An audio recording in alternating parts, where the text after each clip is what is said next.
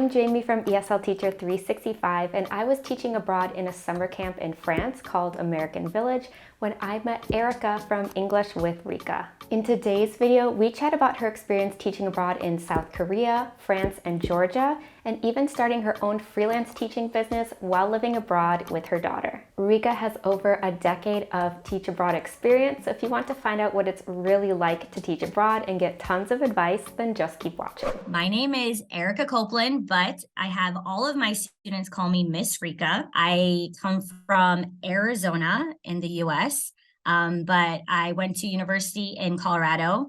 So from Colorado, that's when I made the decision to move abroad. It was in 2008, so we were going through a recession. So I decided, you know what? I'm going to try something new. I decided to go teach in South Korea, and I did that for a year. And then after I did that, I basically realized that I liked teaching and I liked teaching English. So I stayed abroad. And where are you right now? Right now I'm in Tbilisi, Georgia, the country. I think like teaching abroad is such a cool experience to really live in another place, like get to know the language, get to know the people on such a deeper level.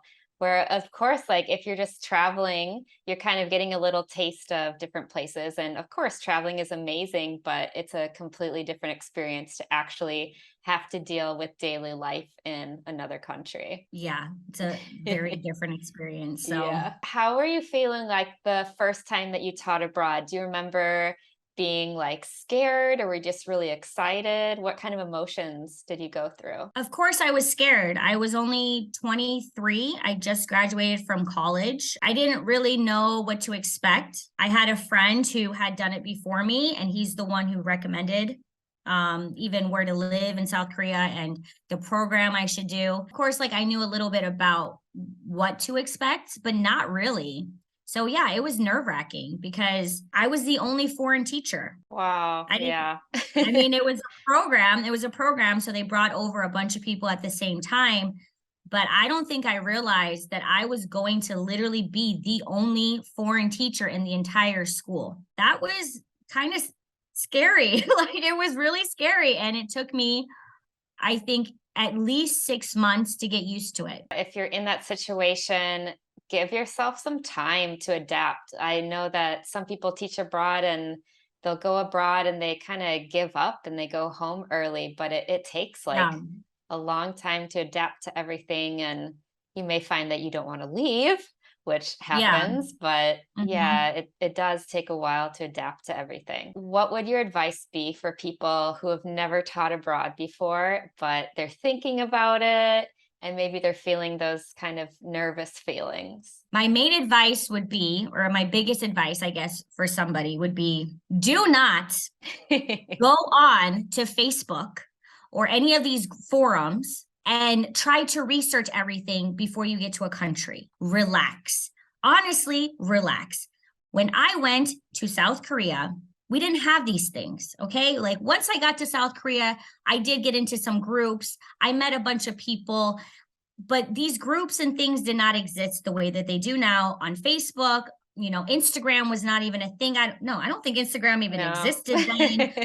I don't know about Reddit. I am happy I didn't have that because besides talking to my friend before going, I didn't have like huge expectations. I just was like excited to try something new. I didn't look at a million images of the city I was going to live in. I just think like when people overdo it, it takes away the experience. So I just suggest that like if you want to maybe go online to ask like some questions that are like serious questions, fine. But overall, as long as you have some money in your bank account and you have emergency contact people, you will be fine. After teaching in South Korea, what was your next destination? I moved to Germany. I was learning German. I was in a village near the Black Forest, I think, by Freiburg, Germany. So that was really fun. And then I went to Thailand and I was trying to decide what to do with myself. And I was considering teaching in Thailand. But then after 6 weeks, I decided Thailand was too much for me. Sometimes you realize some countries are not your personality or they might be your personality. Like, I love to have a lot of fun, and you realize you need to be able to work and have fun. So I decided Thailand wasn't the place I wanted to be. While in Thailand, I found out about American Village, and American Village is in France. And I was like, this cannot be real. This cannot be real. Because as an American, I really always wanted to teach in a European country, but it's really difficult. Even back then, it was really hard. This was what, 13 years ago, 12 years ago? And they always wanted somebody with like an EU passport. When I saw the opportunity, I like jumped on it. What made teaching in a summer camp different from teaching in South Korea or a school? We give them these crazy names that are not normal. Like Starbucks is the name. That's when I decided to call myself Reeka, like officially. Like I already had friends calling me Reeka. But yeah, that's what was different about working there is you saw new children every single week. And also you had a partner that you had a family with, and you were responsible for these children. And then you're responsible for activities outside of just teaching. You had to do like sports, and then we had like dance parties, and it was just a lot. But that is where I learned the most, I think, is those kind of experiences with the kids and different kinds of programs and stuff that we had to do that I've never done before. I feel like for me as like a teacher, as somebody who loves working with children, it really expanded my creativity and made me see how you could teach children in a different way instead of just like a standard way of, oh, we should just teach you from a book. American Village, it's like so much creativity at all times, and they encourage it. They want you to think outside the box. I totally used some of those ideas and cheers and activities later in my teaching wherever I was in the world. So yeah, it made a huge impact. Even if it wasn't specifically like only English teaching, it was an immersion environment. So Exactly. we had I to, loved it. and a lot of kids who had no idea what was going on. So that was like the challenge, was to have fun with them, but also obviously to help them communicate, and definitely a different way to teach abroad. Right. But like the progression it was just so much quicker than anything I've ever seen before. And I think that's why I fell in love with it, is you got to really build relationships with them. And it wasn't just like in a classroom. We were literally outside. We would go on trips. How did you end up in Georgia? It was a decision based on like literally not knowing what to do next, because France was truly a goal for me. I still love France dearly, but I couldn't stay because of the visa issues. I also didn't have any reason to stay. I wasn't trying to learn French, or I wasn't going to school or whatever. And I also had to think about my visa, because I already had been in France, I think, for almost 90 days at that point. I had a friend that was in the camp. He told me about a program called Teach and Learn with Georgia. They said I didn't have to sign a year contract. I only had to sign a 6-month contract. And I was like, okay, this is going to be a completely new experience. Let's go. So yeah, that's how I ended up in Georgia. It was recommended to me. You never know where you'll end up. Yeah, it happens. Because it opens up doors for people. Like when you have a good experience and you come back and you tell people, then it makes people not so, I guess, scared or hesitant or whatever to try something new. And everybody I ever talked to who has actually, done the program or even taught abroad, like most people I know have like really good experiences. Me personally, I haven't had any experiences where I truly was like, I hate this so much, I'm going to leave. Yeah. I kind of felt like that when I first came to Georgia, honestly. But then I talked to like the people who were running the program, and I told them my issues with where I was living, and they moved me. And then from there, I was happier. But I know with like South Korea, what I can say, there's a difference between what I did, which is a public school where you're the only teacher and you work from 9 to 5, compared to a Hagwon where you're working later hours. You might not start working until 3 p.m. in the afternoon, and you might be working till 11 p.m. at night. Now it's just getting worse. And I've heard of Hagwons not paying people or firing people for really crazy reasons, or thinking that someone doesn't look American enough. They might Yeah. have this vision of how they want you to be, how they want you to look. So I recommend that everybody who is going to teach abroad, maybe they know somebody who already did it before. Always research that before you go anywhere. Is it a private institution? Is it a government institution? Who owns this? Who are the teachers that taught there before? Because it could be an international school too. And it's just a different vibe. It's a different feeling. And you don't always have the same rights. Even like in Australia, I was here on a work holiday visa, and then we ended up getting like permanent residency. And my partner had a skilled visa. But like when COVID happened, we had zero protections. So they Right. basically said, okay, anyone that's not Australian, you no longer have any work. We can only hire Australians because there's money from the government. Of course, you're abroad and suddenly you're without a job.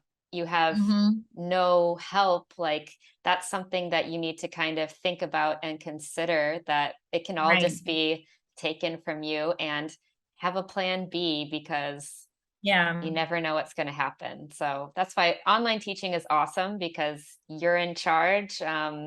And that's kind of a great backup. I mean, I guess I was in the same situation. The schools just weren't paying very well, and Yeah. the cost of living is going up, and they're paying the same salaries as they did 10 years ago. That's why I decided to create my own business. So I do online teaching, but I also do in person. I have mostly Georgian students, but I do have other students from other nationalities, but they live here in Georgia. But it's nice because I can move my business anywhere. Finding students is always the hardest part. There's always students, okay?